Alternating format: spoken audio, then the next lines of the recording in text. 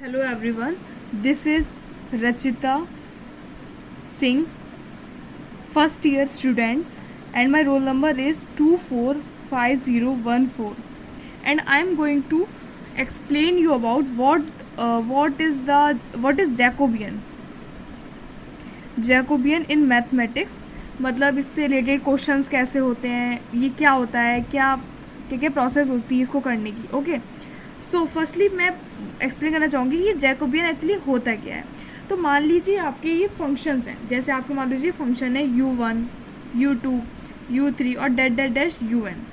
और ये जो फंक्शन है किस में है, फंक्शन किसके हैं, of function x1, x2, x3 dot dot dash xn. मतलब ये जो फंक्शंस हैं वो आपके इनके फॉर्म में हैं.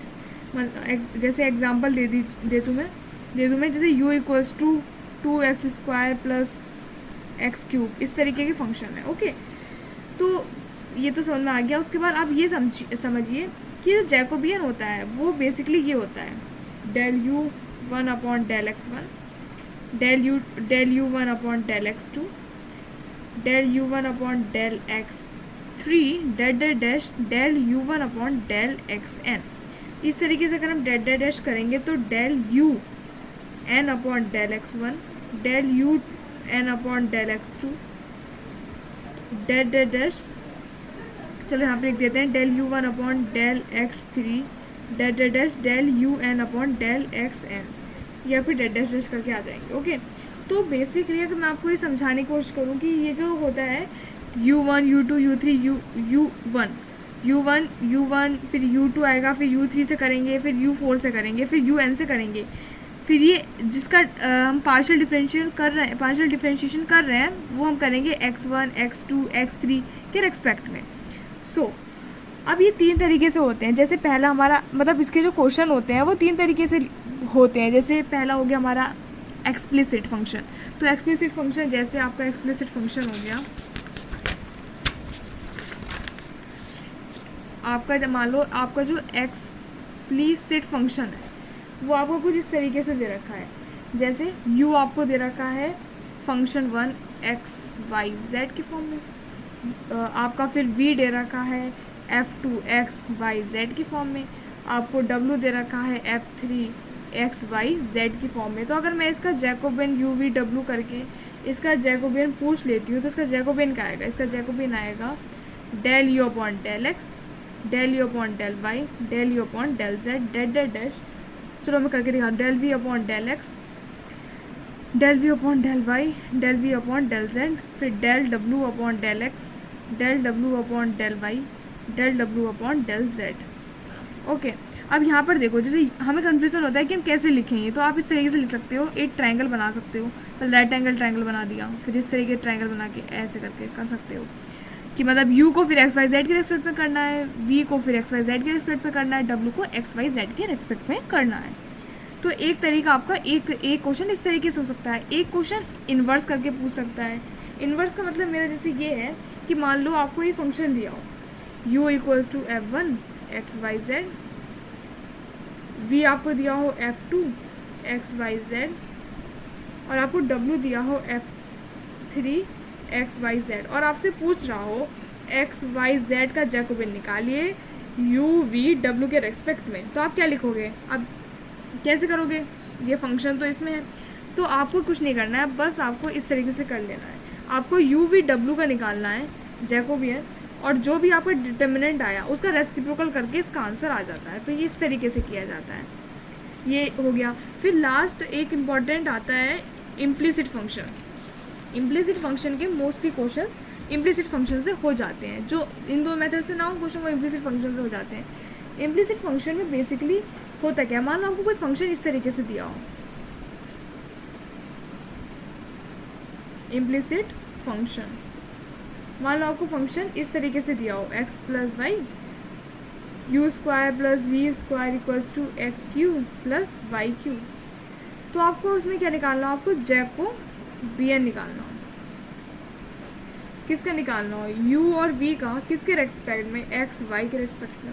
अब यहाँ पर देखो जो आपका u है उसके रेस्पेक्ट में से v होना, मतलब u का जो फंक्शन है उसमें से v होना चाहिए, एक्स वाई नहीं होना चाहिए, लेकिन अगर आप यू का फंक्शन रखो तो उसमें एक्स वाई भी आ रहा है।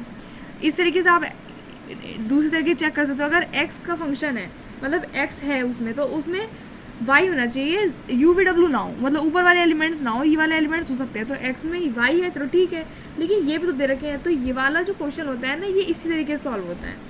इसमें हम क्या निकालते हैं, इसमें हम डेल यू और वी का जैकोबियन डेल एक्स और वाई के रेस्पेक्ट में निकालते हैं, लेकिन -1 की पावर n और डेल f1 और f2 अपॉन डेल x और y upon del f1 f2 upon del u और v, इस तरीके से।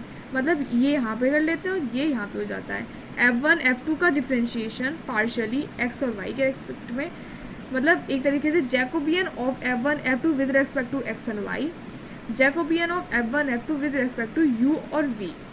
और ये जो n है, वेयर n, ये n जो है ये आपकी नंबर ऑफ फंक्शन बता है। जैसे ये वाले आपके u और v, आपके u और v कितने हैं, ये 2 ही तो फंक्शन है, तो 2 यहाँ पे n की पावर 2 हो जाती है। इस तरीके से अगर मैं इस क्वेश्चन को सॉल्व करूँगी तो सबसे पहले मैं निकालूंगी del f1 f2 upon del x and y। तो डेल f1 और तो f1 f2 को और x एंड y मुझे पहले ही निकालना है। तो मैं कैसे निकालूंगी, पहली बात तो आप यहाँ पे एक काम कीजिए, f1 और f2 बनाइए। तो f1 कैसे बनेंगे, आपको इन सब फंक्शन को इधर करके लिखना है, मतलब आपको लिखना है u cube plus v cube minus x minus y. इस तरीके से f लिखना है v square plus u square minus x cube minus y cube. अब आपको f1 f2 का डिफ्रेंशिएशन x के रेस्पेक्ट करना है, del f1 upon del x, del f1 upon del y, del f2 upon del x, del f2 upon del y. Let me turn the page. Okay, उसके बाद हम यहाँ पर देखें तो हमारे जो भी del f1 f2 upon del x और y कर रहे हैं, तो वो हमारे क्या आएगा। अब वो कैसे आएगा देखिए, जब मैं इसको x के रेस्पेक्ट में करूँगी तो -1, y के रेस्पेक्ट करूँगी तो -1, तो यहाँ पे क्या आएगा -1। जब इसको मैं y के f1 को जो x के रेस्पेक्ट में करूँ, f2 को जब मैं x के रेस्पेक्ट करूँगी -3x², और जब y के रेस्पेक्ट में करूँगी तो -3y²। पार्शियल डिफरेंशिएशन में बाकी जो बचे होते हैं ना, जिनके रेस्पेक्ट हम नहीं कर रहे होते, उनको हम कांस्टेंट मान लेते हैं। तो ये कुछ इस तरीके से आ जाएगा। इसको जब मैं सॉल्व करूँगी तो क्या आएगा 3y² माइनस 3x², इसका ऐसे माइनस करके इस तरीके से 3y² माइनस x²। ओके, उसके बाद ये हो गया। फिर इस तरीके से डेल f1 और f2 निकाल लूँगी डेल u और v के रेस्पेक्ट में, वो आपका 3u² 3v², 2u और 2u करके आप ये मैं चेक कर लेते हैं। f1 को मैंने u और v से रेस्पेक्ट में किया, मैंने जब चेक किया पीछे मुड़ के तो यहाँ पर 2v आएगा। ओके, तो ये 2v आ गया। इसको जब मैं सॉल्व करूँगी तो ये आएगा 6u² v माइनस 6uv²। और मैं जब इसको पुट करूँगी, फर्स्ट इक्वेशन मान लो और ये सेकंड इक्वेशन मान लो, और मैं डेल u और v का निकालूंगी डेल x और y में, तो मेरा आएगा 3y² minus x² upon 6u² v minus uv², इस तरीके से आएगा। और जब इसको सॉल्व करूँगी तो मेरा final answer u² minus x² आ जाएगा, और यहाँ पे 2uv करके और यहाँ पे u माइनस v करके आंसर आ जाएगा। ओके, तो ये फाइनल मेरा आंसर हो जाएगा, इसको सॉल्व करके ये आंसर हो जाएगा। बस इस तरीके के क्वेश्चन होते हैं।